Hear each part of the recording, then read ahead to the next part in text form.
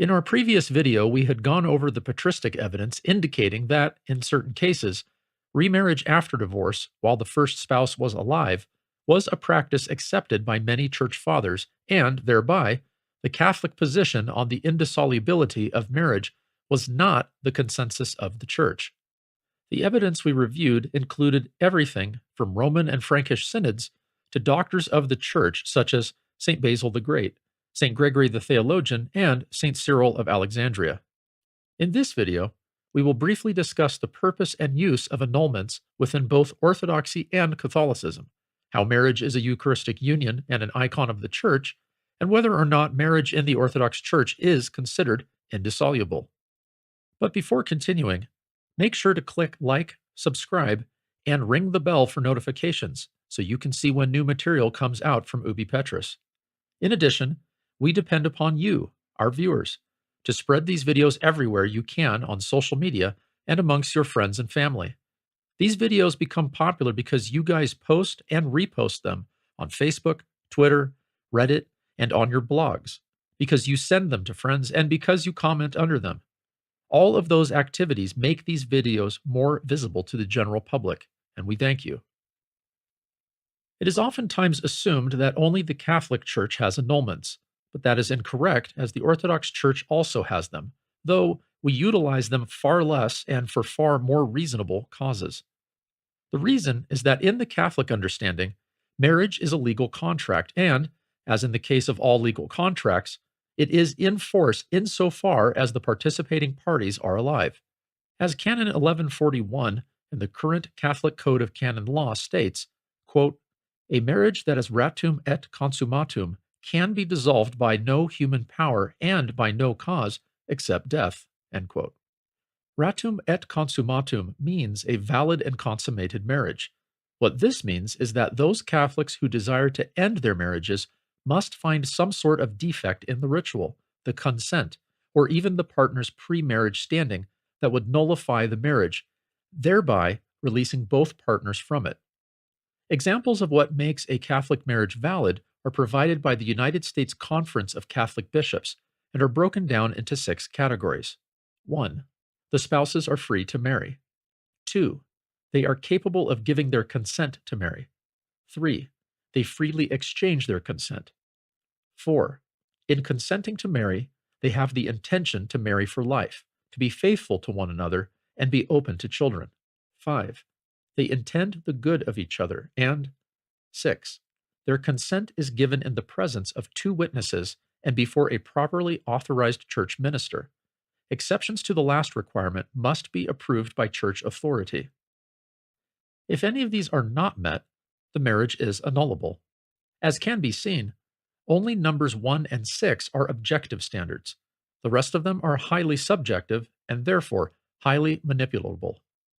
A full list of reasons for an annulment are listed in Title 7 of the Catholic Code of Canon Law, Canons 1055 through 1165.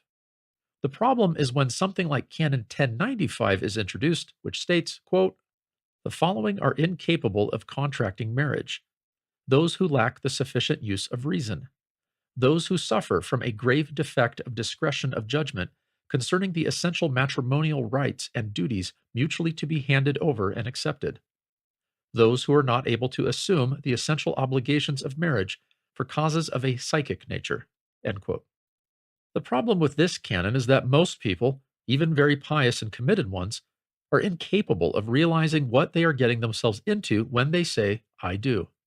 Marriages are hard, they're complex, and no one is really ready to be married because you cannot know what it is like and what you will encounter until you're already married.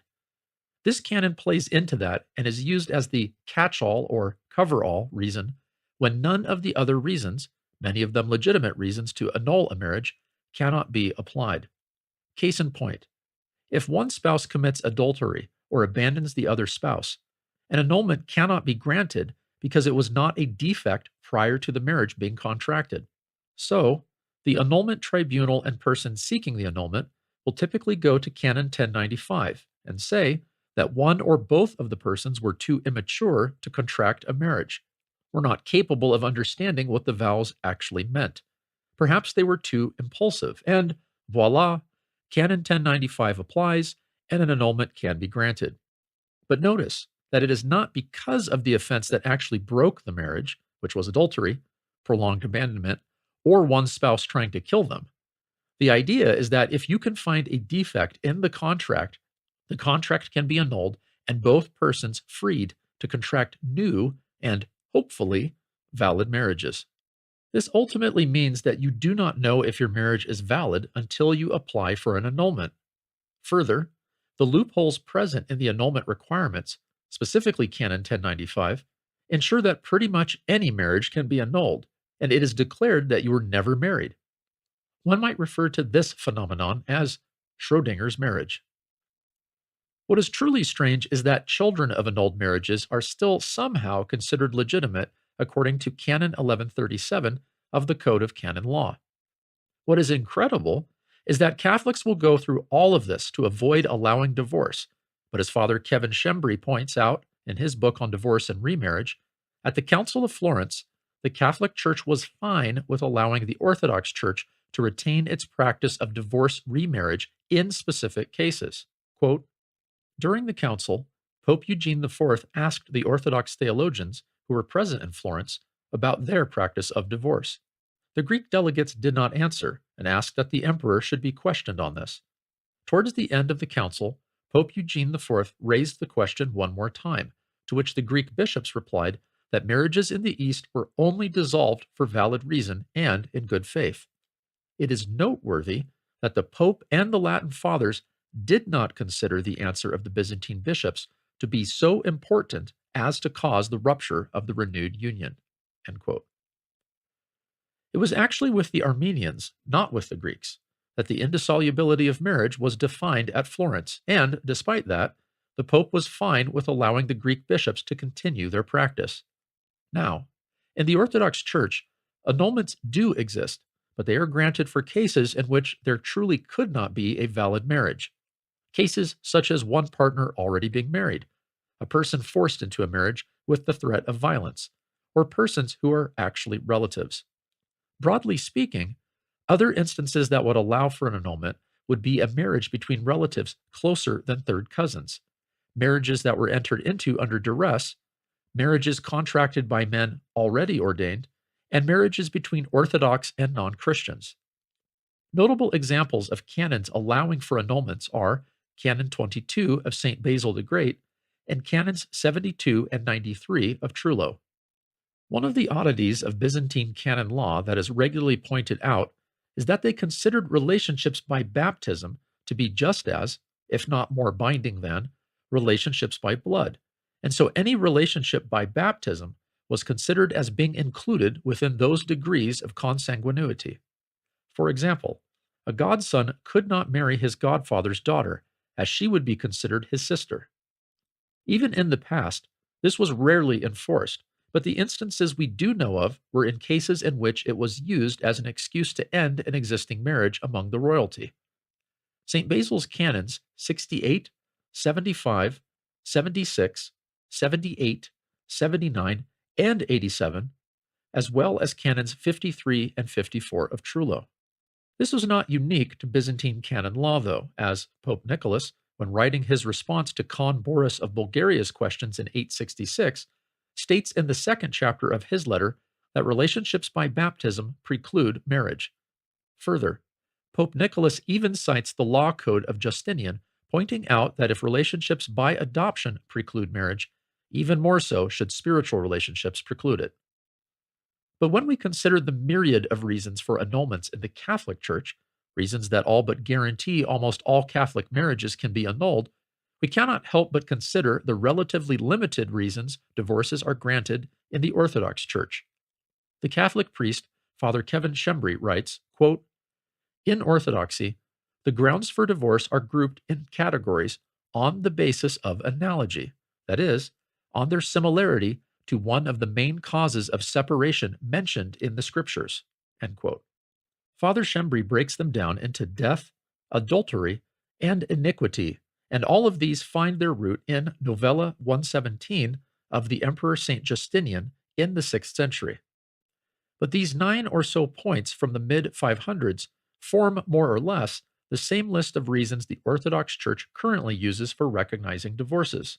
Quote, in 542, Justinian promulgated Novella 117, which, according to scholars, constitutes the basic element of the future Byzantine nomocanonical synthesis. Eventually, the grounds for divorce outlined in this legislation acquired recognition in the Eastern Church and were introduced in the Byzantine nomocanon in the 9th century. End quote. When Father Schembri mentions the Byzantine nomocanon of the 9th century, he is referring to the nomocanon of St. Photius the Great, Patriarch of Constantinople, a saint not only in the Orthodox Church, but also in numerous Byzantine Catholic churches. St. Photius acted primarily as a general editor publishing the new nomocanon in 883. Even had these laws been purely secular, as Father Schembri points out, there was little to no protest from the Church concerning most laws permitting remarriage after divorce, and the Church was wont to protest at the drop of a hat about immorality in the legal code.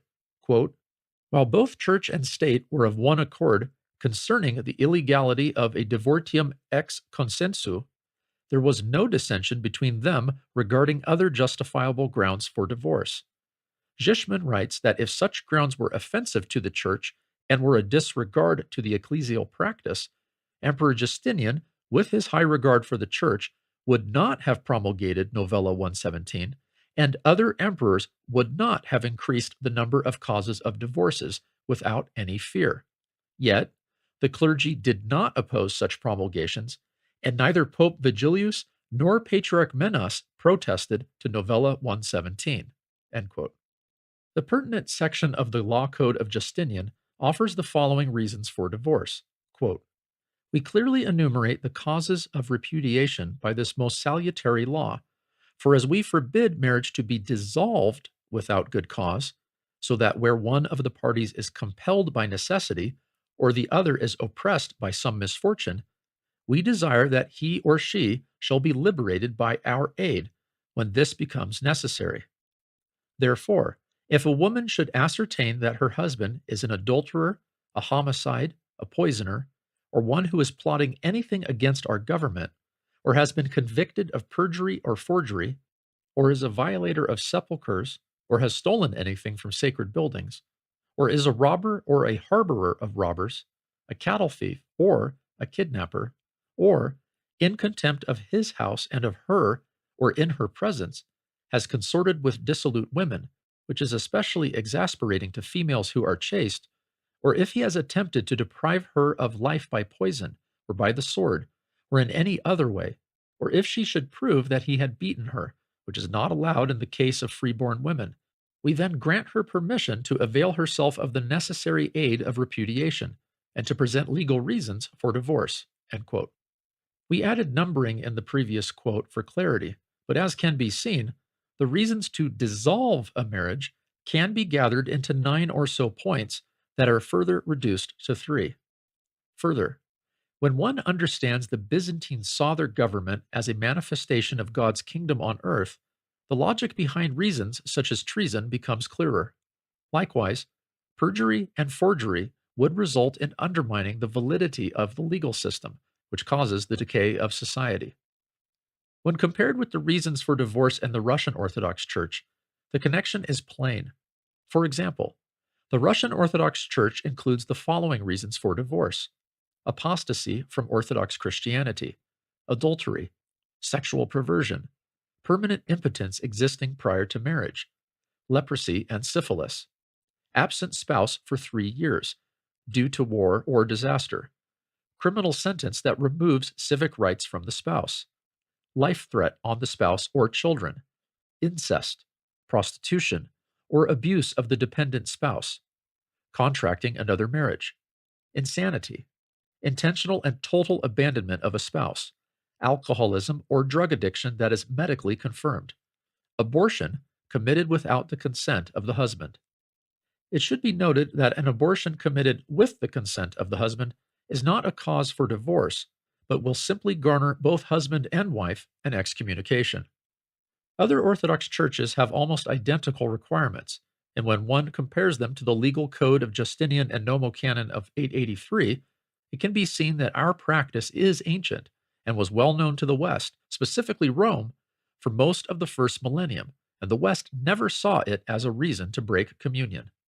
But one must wonder, what is the use in going through the dishonest mental gymnastics allowed by the annulment tribunals rather than just honestly admitting one partner broke the marriage bond and married life is therefore no longer possible with them, but that the first millennium church allowed for remarriage in certain circumstances? Wouldn't it just be better to do away with annulments in all except those cases where a marriage was actually invalid, and then allow divorce in situations in which there had been a grievous crime between the spouses? In the Catholic line of thinking, it would be better to continue on with the charade of annulments while having marital indissolubility on paper, but this is a symptom of a larger issue within the Catholic Church. Regardless of how long the traditional Catholic Mass is banned by the person whom they have to be obedient to, regardless of how the reasons for an annulment have proliferated to a point at which nearly anyone can receive one, regardless of how poorly clerical celibacy is working out in reality, they don't care that the system isn't working. It does not matter that the building is on fire. What matters to them is the architectural prints say the building is fine. In other words, they are in love with a church on paper that is stripped of its traditional liturgy and is swung one way and then the other by the whims of an autocrat who answers to no one. In pagan Roman and Greek society, marriages were a private affair, much like a business transaction. Marriages were more often than not celebrated in homes and were not performed by pagan religious figures, though pagan rituals infused the marriage celebrations themselves. Even within the Jewish community, marriages were an affair between families, and though religious figures could be present to impart blessings, they were not required. In all, it appears as though the general trend in the ancient world was that the agreement between the two parties and the transfer of the woman to the man's home were what made a marriage. The evidence indicates that the early Christians simply utilized the same system present to them in their cultural milieu, but without the overtly pagan practices. Quote, fragmentary comments characterized Christian communities in the first 3 centuries of the faith's existence, rather than a developed theology and practice of marriage. If we confine our search for evidence to the area of the Mediterranean world that was part of the Roman Empire, we must conclude that marriage was still thought of in Roman legal terms as being contracted by parties. The prior knowledge and consent of the bishop as head of the particular church was also regarded as expected. Such a practice constitutes little more than an extension into a Christian community's life of the common expectation in Roman law that regarded marriage not as a public or state affair, but an ordering of relationships in families. End quote. This is backed up by Reynolds, who in his groundbreaking study, Marriage in the Western Church, states, quote, there is no evidence that the church required any special rite or even that Christians customarily observed one. Thus, persons who were already married before they converted to Christianity entered the body of Christ as married persons. By becoming baptized, they committed themselves to do whatever the gospel required in respect of marriage, including Jesus' teaching against divorce and remarriage, a teaching that was markedly at variance with contemporaneous Judaic and Roman law. End quote. Even after the conversion of Constantine, little, if anything, changed in the direction of Christian marriage on a legal level until the Codex Theodosianus of 438, which stated that in order for a couple to be considered married, they had to state before a group of witnesses that they wanted to be married. Reynolds points out that, at roughly the same time in the West, the first evidence of nuptial liturgies appear. Quote, first, in its earliest form, the nuptial liturgy of Rome involved the veiling of the bride and groom together. This veil, which the priest applied with his blessing, was distinct from the veil that the bride wore to her wedding. In due course, the practice of veiling the couple spread throughout the Latin West. An early witness to it is Paulinus of Nola, who describes how the bishop, joining the heads of them both under the conjugal peace, veils them with his right hand and sanctifies them with a prayer. Isidore of Seville, as we have seen, notes 2 distinct nuptial veils, the maphores worn by the bride to signify her subjection to her husband, and the vita that the priest placed upon the couple after blessing them. End quote. In the East, by the mid 6th century, Novella 74 and 117 of Emperor St. Justinian the Great presented an outline for a church ritual that would fulfill the state's requirements for a marriage. The novella prescribed that the ritual had to be celebrated before a cleric inside of a church and include promises to live together as husband and wife, at which point the prospective spouses would kiss a Bible. But this was still not the only way for Christian couples to form a marriage. It was simply one way among many. Nearly 2 centuries after St. Justinian's law code approved this ritual as fulfilling state requirements for a marriage, Emperor Leo III, known as Leo the Isaurian, published the Ecloga in 726, in which a marriage could be contracted with merely a church blessing. Prior to this, that was allowed simply for the wealthy, while the commoners had to go through the legal system. The Emperor Constantine V, in the mid 8th century, allowed marriage to be considered valid by 4 different forms, one of which was a church blessing. Leo VI, known more commonly as Leo the Wise at the end of the 9th century and beginning of the 10th century, published the Isagoge, which allowed a Christian marriage to be contracted either by the signing of a contract, a blessing, or even a crowning.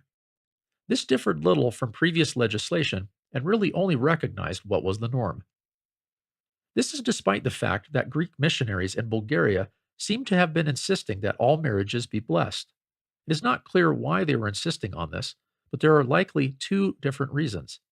The first is that the Bulgarian bureaucracy was not nearly as developed as the Byzantine one, and, therefore, marriages were rarely registered with any governing authority that could enforce them. In the mind of the Greek missionaries, a church blessing would probably have meant that the marriage would be recorded in the church records. Second, in a culture that was in the very early stages of conversion to Christianity, a marriage in a church would have meant a marriage celebration under the eye of a Christian cleric, who would have forbade any openly and obvious pagan elements being used in the ceremony.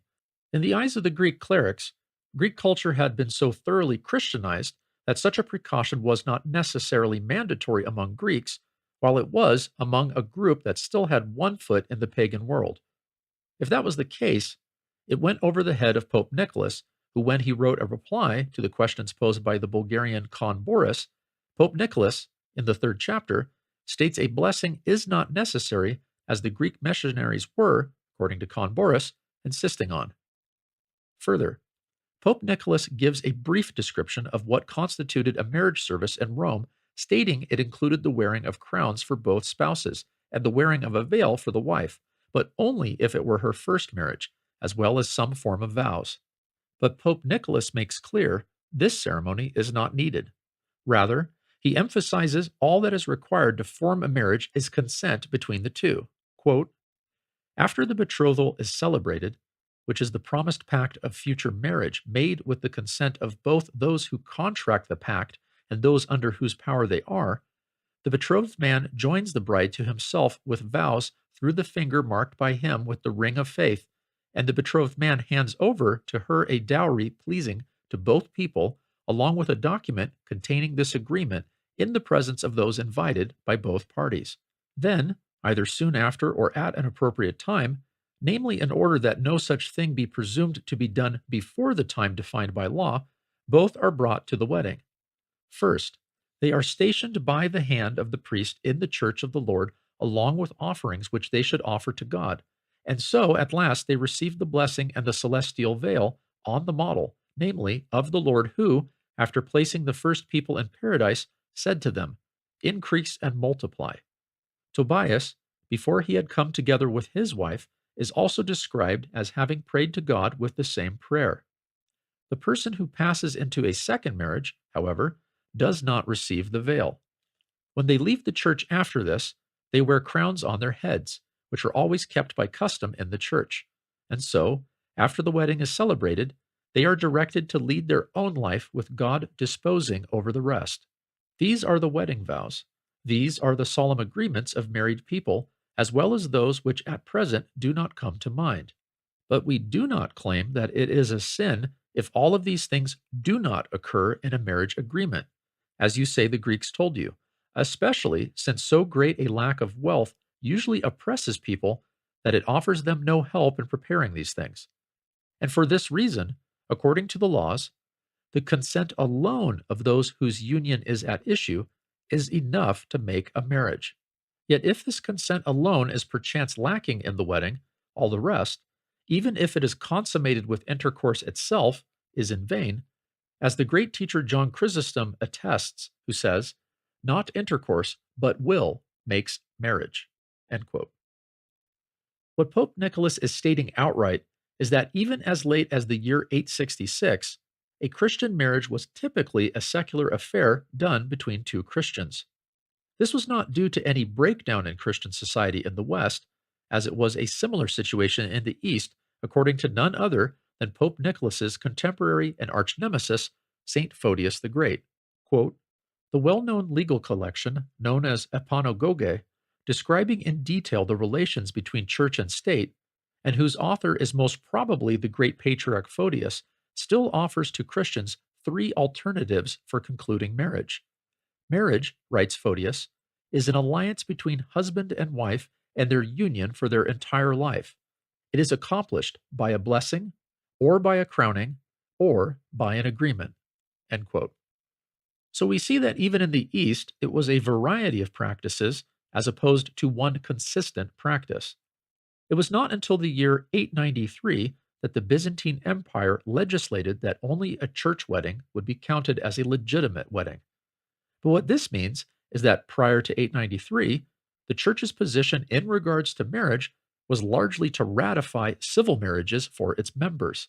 The earliest possible indication of this is in the letter of St. Ignatius of Antioch to St. Polycarp of Smyrna, quote, but it becomes both men and women who marry to form their union with the approval of the bishop, that their marriage may be according to God and not after their own lust. Let all things be done to the honor of God. End quote. Notice it does not state it is formed by the bishop, but rather with the approval of the bishop, which indicates it is not something the bishop does, but something he ratifies. Regardless of whether or not this is the first instance of the Church ratifying civil marriages, the scant documentation of marriage ceremonies for Christians almost assures us of it. As Father Kevin Shembry points out, quote, with the passage of time, the early Church began to take on the role of ratifying civil marriages. This ratification took place in various ways, such as the custom of exchanging the marital consent with the consent of the bishop, the presence of members of the clergy at Christian weddings, and the newlywed couples partaking of the Eucharist. End quote. There is almost no record of what this ratification consisted of in terms of liturgical acts. Only random mentions here and there of it have come down to us, and none of those mentions corroborate the others, which indicates the practices were local and probably specific to each bishop or even each parish. Father Shembry later provides further insight, writing, quote, over time, the consent of the bishop, the simple blessing which bishops and priests imparted during the wedding feast, and the ordinary participation of the newlyweds in the Eucharist developed into a public and solemn rite with longer prayers and hymns. Other customs and rituals, such as the crowning of the spouses, the imposition of the veil, and the joining of hands, were given a Christian meaning and began to be included in the ceremony and conducted by the clergy. This development intensified when these rituals were transferred into the Divine Liturgy, and bishops began to freely add and incorporate various liturgical formulas. In a peculiar passage, Clement of Alexandria admonished ornamental fake hair during weddings because it obstructed the blessing from falling directly on the head. In the 4th century, Basil of Caesarea spoke of a blessing given to the spouses at the beginning of their conjugal life, while Timothy I of Alexandria condemned priestly blessings that were bestowed upon unlawful marriages. A letter of Gregory of Nazianzus shows that Psalm 128, which is still sung nowadays during the nuptial liturgy, was already being used at that time. In 2 of his letters, Theodore of Studios spelled a marriage blessing which was said during the Divine Liturgy. Thus, Christian marriage obtained a priestly character and began to be perceived and experienced as a Eucharistic event. The link between these two sacraments grew so deep that by the 9th century, The Eucharist had become the measure of a marriage that was celebrated in the Lord, and the Church did not know of any rite of marriage separate from the Eucharistic liturgy. End quote.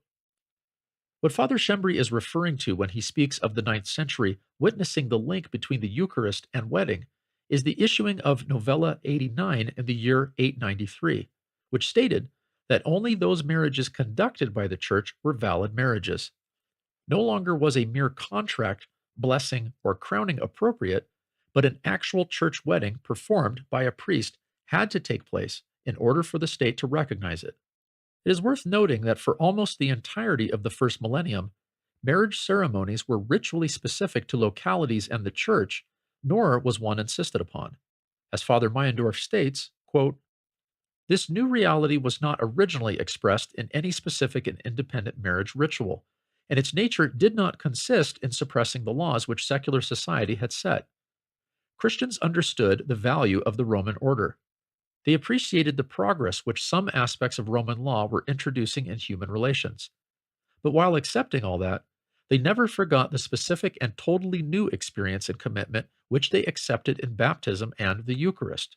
What mattered, therefore, was not the particular ceremony used to conclude the marriage, but who was accepting the marriage contract.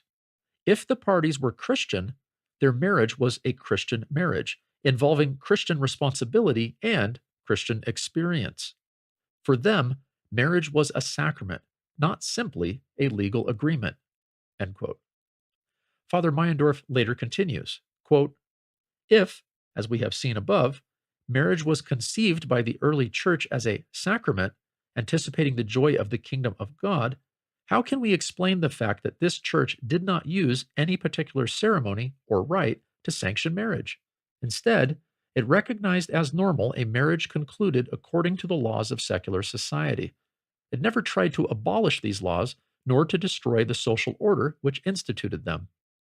The answer to this question is that the difference between a non-Christian and a Christian marriage lies in the fact that the first was concluded between two pagans, while the second involved two Christians. It did not lie in the manner in which it was concluded." End quote. So, as we have seen for most of the first millennium, Christians partook of secular marriages, but often had them blessed or ratified by the Church. This was not simply the case in remote villages that might only be visited by a priest every few years, but even within cities. That then begs the question, how could marriage be a sacrament if no service for it was conducted? Is this a case of doctrinal development in which the Church slowly sacramentalized marriage? The answer is no, and for several reasons we will discuss throughout this video. During every Orthodox wedding service, Ephesians chapter 5, verses 20 through 33 is read. In it, the marriage of husband and wife is compared to the union between Christ and the Church. Quote, "Giving thanks always for all things, in the name of our Lord Jesus Christ, to God and the Father, being subject one to another, in the fear of Christ. Let women be subject to their husbands as to the Lord, because the husband is the head of the wife, as Christ is the head of the Church. He is the Savior of his body. Therefore, as the Church is subject to Christ, so also let the wives be to their husbands in all things. Husbands, love your wives, as Christ also loved the Church, and delivered himself up for it, that he might sanctify it, cleansing it by the laver of water and the word of life, that he might present it to himself a glorious church, not having spot or wrinkle, or any such thing, but that it should be holy and without blemish. So also ought men to love their wives as their own bodies. He that loveth his wife loveth himself. For no man ever hated his own flesh, but nourisheth and cherisheth it, as also Christ doth the church.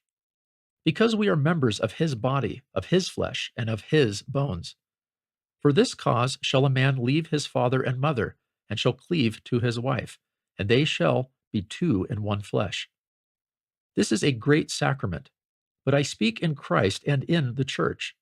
Nevertheless, let every one of you in particular love his wife as himself, and let the wife fear her husband."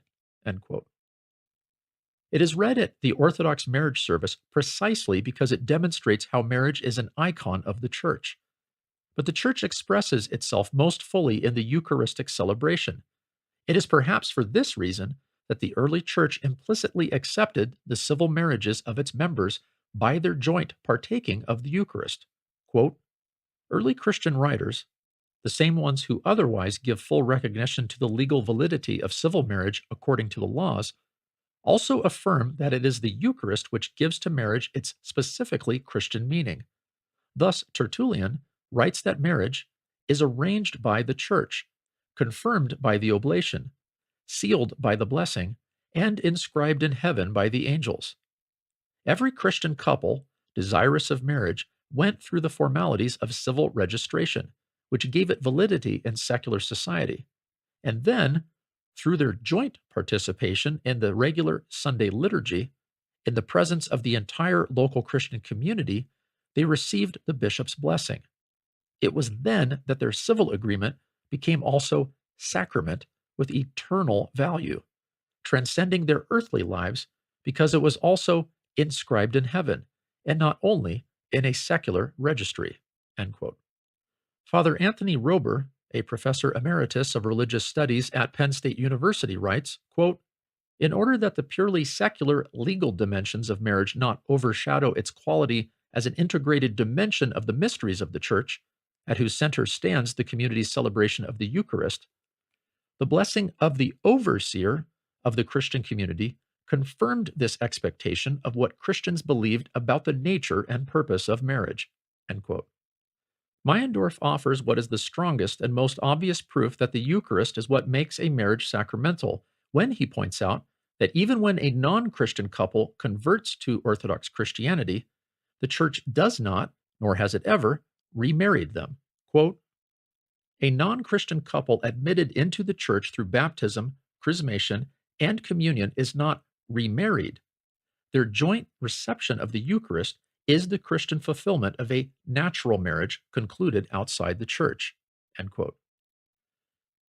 One might attempt to counter-argue that any of the other sacraments would create the same effect, but that cannot be the case as we have various modes of receiving converts. Some are received by baptism, some are received by chrismation, while others are received by confession of faith, yet none of them are required to be married again. Meyendorff expands on this, writing, quote, now, the meaning of marriage as sacrament cannot be understood outside of this same Eucharistic context. The Church, since its very early days, considered the legal or social institution of marriage as being transformed into a reality of the kingdom, only if it was concluded between two members of the body of Christ. It is in the flesh of Christ that two Christians can become flesh of each other in a truly Christian way. And it is in the Eucharist that they become Christians, by partaking of the body of Christ. This is why, originally, marriages were blessed during the divine liturgy at which the bridegroom and the bride partook of Holy Communion. And this was possible only in the case of a first marriage, which both sides were able to accept as an eternal bond, indestructible by death itself. End quote. In Catholicism, the two persons confer the sacrament onto one another, and the role of the priest is primarily that of leading the service and being a witness. Within the Orthodox Church, though, the priest confers the sacrament on the couple, thereby marrying them to one another. It is that emphasis on contract that appears to be a leftover from paganism that has worked its way into Catholic theology. As Meyendorff points out, quote, Western medieval theology, on the contrary, has created a series of confusions by adopting, as in so many other points, Roman legalism as the basis of sacramental theology. Marriage, being a contract, is concluded by the husband and wife themselves, who are therefore the ministers of the sacrament, the priest being only a witness. As a legal contract, marriage is dissolved by the death of one of the partners, but it is indissoluble as long as both are alive. Broken by death, assimilated with the human agreement, marriage in the prevailing Western view is only an earthly affair, concerned with the body, unworthy of entering the kingdom of God. One can even wonder whether marriage, so understood, can still be called a sacrament. But by affirming that the priest is the minister of the marriage, as he is also the minister of the Eucharist, The Orthodox Church implicitly integrates marriage in the eternal mystery, where the boundaries between heaven and earth are broken, and where human decisions and action acquire an eternal dimension. End quote. This is important. One of the reasons marriage is a sacrament is because it is conferred at the hands of a priest or bishop. Recall that the priesthood is an extension of the episcopate, and, therefore, bishops are the only true priests, and the job of the priest is sacramental. They perform the sacraments for the community. Anyone else can manage the finances and the properties of a church or a diocese. Anyone else can manage the charitable outreach, the catechizing of converts, or the maintenance of the church building itself. But only a bishop, or, by extension, a priest, can perform the sacraments, as that is their primary and unique role in the community. The only exception to this is baptism, which can be performed by a layman only in cases of emergency. Even in that case, if the person lives, it is not uncommon for the person to be given a proper baptism in case the layman had not performed the baptism correctly. But because marriage mirrors the union between Christ and the Church, adultery takes on the form of an act of apostasy. The imagery used in the New Testament to express our membership in the Church is one of flesh, as it describes us as members of the body of Christ. Likewise, the union between a husband and wife is described as being one flesh. In his commentary on Ephesians, chapter 5, verse 31, Ambrosiaster writes, quote, "For this reason shall a man leave father and mother and cleave to his wife, and they shall be two in one flesh." To commend this unity, he supplies an example of unity. Just as a man and a woman are one in nature, so Christ and the Church are recognized as one through faith. This is a great mystery. I mean in reference to Christ and the Church. He means that the great sign of this mystery is in the unity of man and woman. Just as a man forsakes his parents and cleaves to his wife, so too he forsakes every error and cleaves to the Church and subjects himself to her head, which is Christ. End quote. When one of the partners commits adultery, they introduce a new flesh into the relationship, much as Israel introduced new gods into their worship, or an apostate abandons the body of Christ for a new body. In the words of Reynolds, quote, "We know why adultery is a special case. Inasmuch as marriage is in essence a union in one flesh, the spouses should endure most kinds of tension and discord. But adultery, from this point of view, vitiates the very essence of marriage, for the adulteress becomes one flesh with another man." End quote. This is why so much of the Christian witness in the first millennium states a husband can divorce a wife guilty of adultery and that he can remarry. So strong is this link that in the Holy Scriptures and writings of the Church Fathers, oftentimes they speak of apostasy as a form of marital infidelity. In fact, we see this in such places as Jeremiah chapter 3, Ezekiel chapter 16 and chapter 23, Hosea chapter 1, Matthew chapter 12 verse 39 and chapter 16 verse 4, as well as in Mark chapter 8 verse 38. All of these scriptural references are places in which unfaithfulness to God is described as adultery. St. Hippolytus of Rome makes this comparison and even points out that the punishment for an adulteress is death. Quote, "Now sin is the death of the soul, and especially the sin of adultery. For when the soul that is united with Christ forsakes its faith, it is given over to perpetual death, vis-a-vis eternal punishment. And in confirmation of this, in the case of the transgression and violation of marriage unions in the flesh, the law has decreed the penalty of death." End quote. Marriages between Orthodox Christians and other Trinitarian Christians are tolerated, though not encouraged. One very famous marriage between an Orthodox Christian and a non-Orthodox Christian was that between the Emperor St. Justinian the Great and his wife, St. Theodora, who appears to have been a monophysite.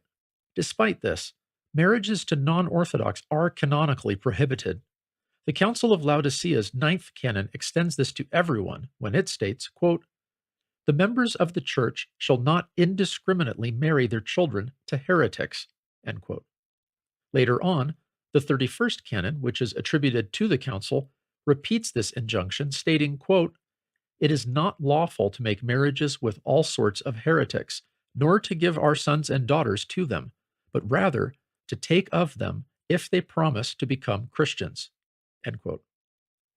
Despite this, and perhaps because of a growing sense of laxity that came with the early 5th century, only the sons of clergymen are specified by the Council of Carthage in 419. Quote, "That the sons of clergymen are not to be joined in marriage with heretics." End quote. Later in 451, the Council of Chalcedon even specified that readers and chanters, as well as their children, are not to marry outside the faith. Quote, "Since in certain provinces it is permitted to the readers and singers to marry, the Holy Synod has decreed that it shall not be lawful for any of them to take a wife that is heterodox. But those who have already begotten children of such a marriage, if they have already had their children baptized among the heretics, must bring them into the communion of the Catholic Church. But if they have not had them baptized, they may not hereafter baptize them among heretics, nor give them in marriage to a heretic, or a Jew, or a heathen, unless the person marrying the Orthodox child shall promise to come over to the Orthodox faith. And if anyone shall transgress this decree of the Holy Synod, let him be subjected to canonical censure." End quote. By the time the Quinisext Council, more commonly known as Trullo, met in 691, it went back to the stricter interpretation of Laodicea, ruling, quote, "An Orthodox man is not permitted to marry an heretical woman, nor an Orthodox woman to be joined to an heretical man. But if anything of this kind appear to have been done by any, we require them to consider the marriage null, and that the marriage be dissolved. For it is not fitting to mingle together what should not be mingled, nor is it right that the sheep be joined with the wolf, nor the lot of sinners with the portion of Christ. But if anyone shall transgress the things which we have decreed, let him be cut off. But if any who up to this time are unbelievers, and are not yet numbered in the flock of the Orthodox, have contracted lawful marriage between themselves, and if then, one choosing the right and coming to the light of truth, and the other remaining still detained by the bond of error, and not willing to behold with steady eye the divine rays, the unbelieving woman is pleased to cohabit with the believing man, or the unbelieving man with the believing woman. Let them not be separated, according to the divine apostle. For the unbelieving husband is sanctified by the wife, and the unbelieving wife by her husband." End quote. Despite mixed marriages being relatively common now, they have traditionally been canonically forbidden. It was only with the ruling of 920, in which the Church was made responsible for all marriages in the empire, that a marriage rite had to be invented that took into account that one partner might not be an Orthodox Christian, and that is reflected in the fact it did not include the act of partaking of the Eucharist as marriage ceremonies previously had. In August 886, the Emperor Leo VI, surnamed the Wise, became Emperor of the Byzantine Empire. He brought with him his wife, the now canonized Saint Theophano, with him.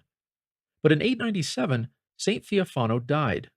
She had previously retired to a monastery, and the Emperor Leo proceeded to then marry Zoe Zautzaina.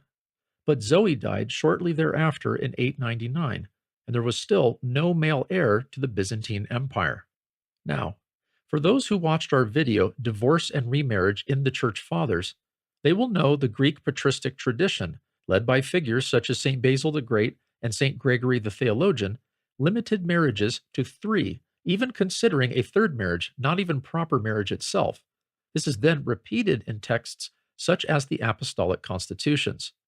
For them, a fourth marriage was out of the question. But the emperor, who had previously legislated against even third marriages, was well aware that the well-being and unity of the empire relied upon having a male heir, and so he was granted permission by Patriarch Anthony of Constantinople for a third marriage. The emperor took Eudokia Baiana as his third wife, but she died during childbirth in 901. Leo then took a mistress, Zoe Carbonopsina, and in 905 she bore him a son. When he approached the Patriarch of Constantinople, St. Nicholas Mystikos, to baptize his son, the Patriarch agreed so long as he ended his relationship with his mistress, Zoe Carbonopsina. Leo initially agreed, But now in January 906, and several days after the son was baptized, Leo pressured a priest into marrying him and Zoe. The clergy were outraged, and St. Nicholas Mystikos half-heartedly attempted to find a middle ground whereby the fourth marriage could be legitimized, but the emperor, fearing the decision would not be in his favor, sent out appeals to Rome, Alexandria, Antioch, and Jerusalem. When the answers returned, stating that it was best to simply allow an exception in this special case, St. Nicholas Mystikos resigned his see in 907 and was replaced by Euthemios Syncellos, who had been the emperor's confessor. By 912, Leo had died, and his brother Alexander took the throne. Alexander had Patriarch Euthemios deposed and reinstalled St. Nicholas as Patriarch of Constantinople. Once again in his Holy See, St. Nicholas anathematized the Roman popes Anastasius III, Lando, and John X for their support of the fourth marriage, but avoided anathematizing Pope Sergius III, who had lent the initial support.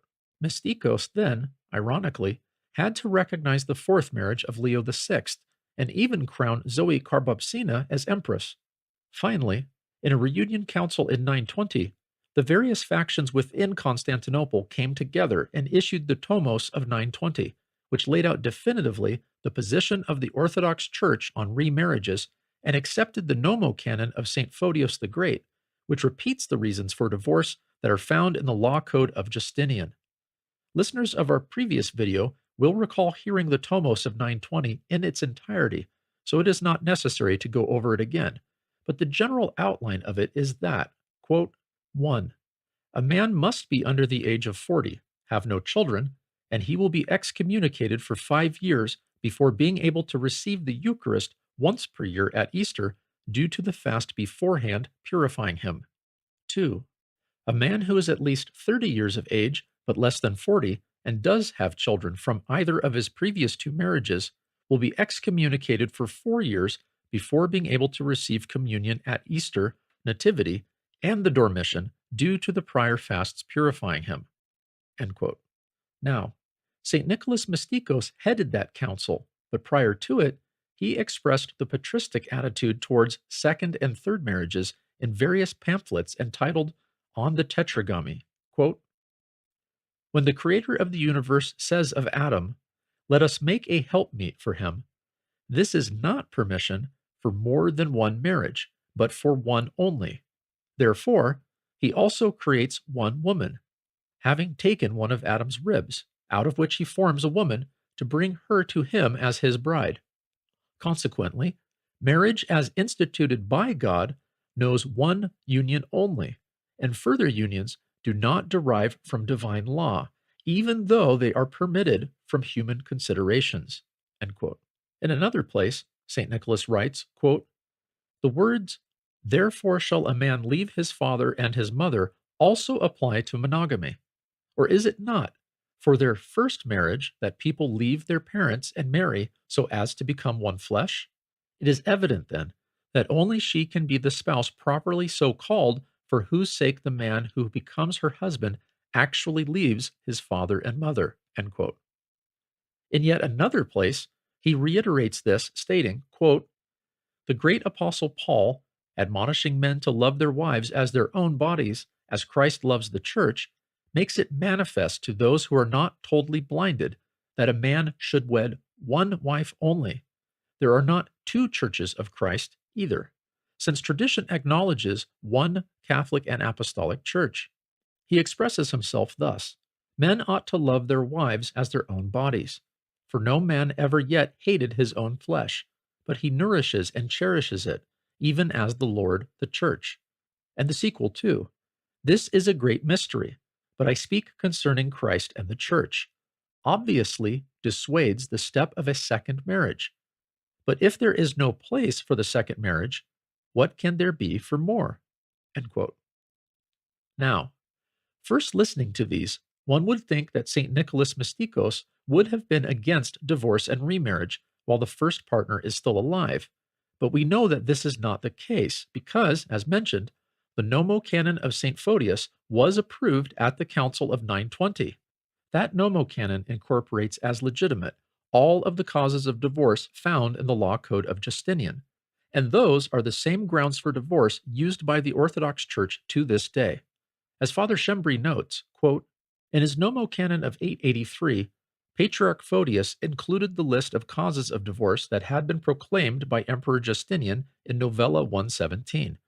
Around 40 years later, following the conflict with Emperor Leo VI, the Synod of Constantinople met under Patriarch Nicholas the Mystic and adopted the Nomocanon of Patriarch Photius as an official collection of the laws of Byzantium. End quote. Second, in those quotations from St. Nicholas Mystikos, he is writing specifically on the tetragamy controversy. So this specifically has to do with remarriage after the death of a spouse, not after divorce. Even in this case, the first marriage is the only real one. We see this in various patristic writers, such as St. Basil the Great, who is speaking about remarriage in general and states, quote, in the case of trigamy and polygamy, they laid down the same rule, in proportion, as in the case of digamy, namely, 1 year for digamy. Some authorities say 2 years.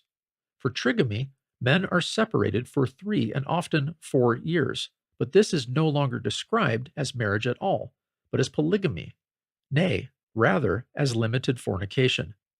It is for this reason that the Lord said to the woman of Samaria, who had 5 husbands, he whom thou now hast is not your husband.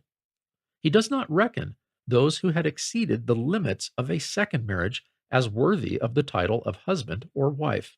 End quote. St. Basil later doubles down on this writing, quote, there is no law as to trigamy. A third marriage is not contracted by law. We look upon such things as the defilements of the Church, but we do not subject them to public condemnation as being better than unrestrained fornication. End quote.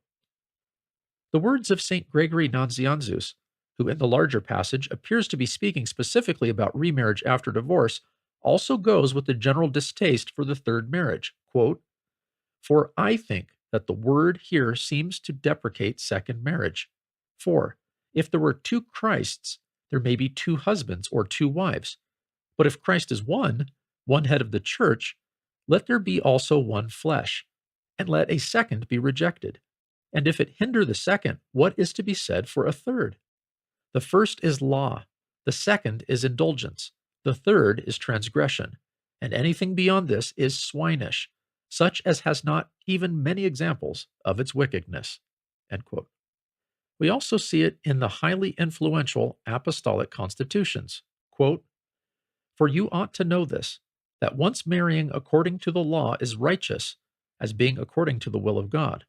But second marriages, after the promise, are wicked, not on account of the marriage itself, but because of the falsehood. Third marriages are indications of incontinency, but such marriages as are beyond the third are manifest fornication and unquestionable uncleanness. End quote. Even the influential 4th century Western writer Ambrosiaster points this out in this commentary on 1 Corinthians, stating, quote, when he says, let her marry, he is speaking with regard to the natural law, although, while the first marriage is from God, the second is merely permitted. Accordingly, the first marriage is celebrated in heaven, but the second lacks glory, even in these times. End quote. Other authorities who attest to the fact that second marriages were celebrated in a much more somber way are the 7th canon of the Council of Neo-Caesarea in 315, and the 9th century Canon 2 of St. Nikephoros of Constantinople. Further, those who have contracted a second marriage cannot be counted worthy of the clergy, even if their first spouse died. We see this in the 17th and 18th canons of the apostolic canons. Quote, he who has been twice married after baptism, or who has had a concubine, cannot become a bishop, presbyter, or deacon, or any of the other sacerdotal list. End quote. Quote, he who married a widow, or a divorced woman, or an harlot, or a servant maid, or an actress, cannot be a bishop, presbyter, or deacon, or any other of the sacerdotal list. End quote. Whether one is himself on his second marriage, or marries someone who is on their second marriage, even a widow, This disqualifies him from entering the clergy. Even within the ranks of widows, only those women who have been married once are counted as widows. Quote, but the true widows are those which have had only one husband, having a good report among the generality for good works. Widows indeed, sober, chaste, faithful, pious, who have brought up their children well, and have entertained strangers unblamely, which are to be supported as devoted to God. End quote. Notice that. Widows are those which have had only one husband. There is a famous quotation by St. John Chrysostom in a letter he writes entitled Letter to a Young Widow. In it, he attempts to console her, but also encourages her to remain unmarried, saying, quote, but if you wish to behold him face to face, for this I know is what you specially long for, keep your bed in his honor, sacred from the touch of any other man, and do your best to manifest a life like his, and then assuredly you shall depart one day to join the same company with him, not to dwell with him for 5 years as you did here, nor for 20 or 100, nor for 1,000 or twice that number, but for infinite and endless ages. End quote. Similarly, we see this in the life of St. Macrina, the sister of St. Basil the Great and St. Gregory of Nyssa. Even though she was only betrothed, when her betrothed died, she dedicated herself to living a celibate life and refused marriage. Part of this is because betrothal at that time was a promise to marry and was essentially marriage without cohabitation or sexual activity. Her reasoning was that the relationship she had with her betrothed was eternal. Now, one might say that this is a few writers within the patristic corpus, but the canons of St. Basil the Great and the apostolic canons, as well as the apostolic constitutions, were all accepted at Trullo 691 and 692, and Canon 3 of Trullo repeats these injunctions for the clergy. So is a marriage indissoluble in the Orthodox Church? The answer is no. We know this because, for one, in our previous video, we saw numerous statements from church fathers and councils that stated a marriage could be, quote, dissolved. Second, those saints, canons, and councils that allowed for remarriage could only do so with the understanding that marriage, in certain conditions and due to certain actions, was dissolvable. Otherwise, they would have been understanding themselves to be legalizing polygamy. What the position of the Church can be understood as is not that marriage is indissoluble so much as that both marriage and the sexual activity that accompanies it leaves an indelible mark on the persons. We should think of marriage much like baptism or ordination, both of which are sacraments that cannot be repeated, but that also leave an indelible mark on their recipients. This is why so many canons stipulated a penance for remarriage, regardless of whether or not the person had been divorced or widowed. It is also why only the first marriage receives a proper marriage service, while if either of the betrothed has been previously married, a different and more solemn service is in fact used. Properly speaking, and in line with what is said by such sources as St. Basil the Great, St. Gregory the Theologian, and the Tome of Union 920, regardless of why someone is now single, only the first marriage is a proper marriage. That fact, that a second or third marriage bars one from the clerical state by making them unworthy of ordination, is further testament to the indelible sense of marriage, as clergy who serve at the altar must have lived a spotless life, and if one is a participant in a marriage that is not marriage, in the fullest sense, then they are not spotless. But as mentioned earlier, the fact that the second marriage is given a different and more somber rite of celebration than the first is not just true of the Eastern Church, but was once the practice of the Western Church too. Reynolds, in his monumental work Marriage in the Western Church, points that out. Quote, it is not until the 9th century that we find anyone declaring that a marriage is invalid unless a priest has joined and blessed the man and woman. And even then, the position was undermined by the denial of nuptial benediction to remarrying widowers and widows, and even to those who had not preserved their chastity before marriage. The marriages of such persons, while perforce unblessed, were not invalid. The medieval church tried to ensure that persons married in facie ecclesiae, but this was not a condition for validity. End quote. Reynolds later expands on this point, demonstrating that the position dated to the 4th century and that it eventually spread to the Frankish realm. Quote, in the Roman tradition, only those who were marrying for the first time could be blessed by a priest. Ambrosiaster is our earliest witness to this practice, and Pope Nicholas I mentions it in his reply to the Bulgarians, written in 866. Caesarius of Arles is a witness to the Roman custom whereby not only widows, but also persons marrying for the first time who had not preserved their chastity were precluded from benediction, and he seems to have introduced this practice in his diocese. Jonas of Orleans and Benedictus Levita testify to the fact that by the 9th century, these Roman customs had become generally adopted in Francia. End quote.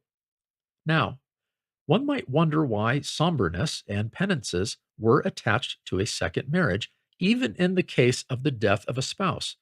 But when we consider that the penances were almost a fine or user fee for contracting a second marriage, when the ideal is to stay celibate to a spouse even after death, it makes more sense. As Father Schembri describes, quote, in the 14th century, the syntagma highlighted two types of excommunication from the Church. One is permanent and results in an eternal expulsion, which was known as anathematization, and defined as complete separation from Christ and consignment in turn to Satan. The other was temporary in nature and was remedied through repentance. Viscuso observes that the latter kind of excommunication is involved in the penance of second and third marriages, and remarks that the eventual communion of digamous spouses implies that gradually, through penance, they were considered worthy of the Eucharist, and their union was accordingly placed on the same level as the first married. End quote. There are two other historical occurrences related to divorce and remarriage in the Church. The first is the so-called Moiakian controversy. Now, Moiakian comes from the Greek word moikaomai, meaning to commit adultery, and the controversy centered around the marriage of Emperor Constantine VI to Theodote. The Patriarch of Constantinople, St. Tarasios, refused to officiate at the wedding because Constantine VI had divorced his previous wife, Maria of Amnia, in 795 for reasons not covered in Orthodox canon law. Quote, Patriarch Tarasios refused to officiate at this wedding, even though imperial marriage ceremonies were typically performed by the Patriarch, because a divorce without proof of adultery on the part of the wife was illegitimate. End quote. In other words, she had not committed adultery, tried to kill her husband, apostatized, etc. In fact, Constantine VI retired Maria to a convent, and in less than a year, he married his mistress Theodote. Under pressure, and in a move he would later regret, St. Tarasios allowed a Hierom monk named Joseph to officiate at the wedding, but would not bless it himself. Further, St. Tarasios did not excommunicate the emperor. Shocked, St. Theodore the Studite and his monastics immediately broke communion with the Patriarch and the emperor and demanded the abbot Joseph be defrocked. In reaction, Constantine VI arrested the monks and exiled them, where they stayed for 2 years until he was deposed and blinded by his mother, the Empress St. Irene. With Constantine VI out of the way, St. Theodore the Studite and his monks were allowed to return to Constantinople, and St. Tarasios defrocked the abbot Joseph for his role in the marriage despite the fact that Tarasios had allowed him to perform it. When St. Tarasios died in 806, he was succeeded by Patriarch Nikephoros I, who then allowed the abbot Joseph to resume some of his duties, which caused the Studites to break communion yet again, for which they were condemned. At the same time, the new emperor annulled the marriage of the now dead Constantine VI. It was only under the following emperor, Michael I, that Pope Leo III acted as an intermediary and on condition that the abbot Joseph be defrocked. It was then that the Studites and Patriarch of Constantinople made peace. Likewise, Patriarch Alexios refused to perform the marriage ceremony for Zoe Porphyrogenita and Constantine Monomachos in 1042 because it was Zoe's 4th marriage, even though she had been widowed 3 times over. Instances such as the Moiakian controversy, the Tetragamy controversy, and the 4th marriage of Zoe Porphyrogenita show that the church was very vocal when it saw the government as infringing on the church's territory. The reason is the government policy typically copied church practice, not the other way around. Father John Meyendorff notes this here, writing, quote, "Throughout all that period, divorce, with right of remarriage, was granted not only on the grounds of adultery, but also on such grounds as political treason, planning of murder, disappearance for 5 years or more, unjustified accusation of adultery, and finally, monastic vows of one of the partners. No father of the church ever denounced these imperial laws as contrary to Christianity. There was an evident consensus of opinion that considered them as inevitable. Emperors like Justinian I sincerely tried to issue legislation inspired by Christianity and, when formulating it, used competent advice of bishops and theologians. Among the latter, many opposed imperial will when it infringed upon Christian orthodoxy, but none opposed their legislation on divorce." End quote. In conclusion, we believe it is ultimately the Eucharist that brings the spouses together in sealing their marriage. It is not that we hold to a doctrine of marital indissolubility per se, so much as we believe marriage leaves an indelible mark on one's soul, much like baptism or ordination. Further, we believe that one's marriage continues into the hereafter unless something on earth definitively breaks it, such as adultery, one spouse attempting to kill the other, prolonged abandonment, etc. Even in those cases, the sacrament is not repeatable despite the bond being dissolved.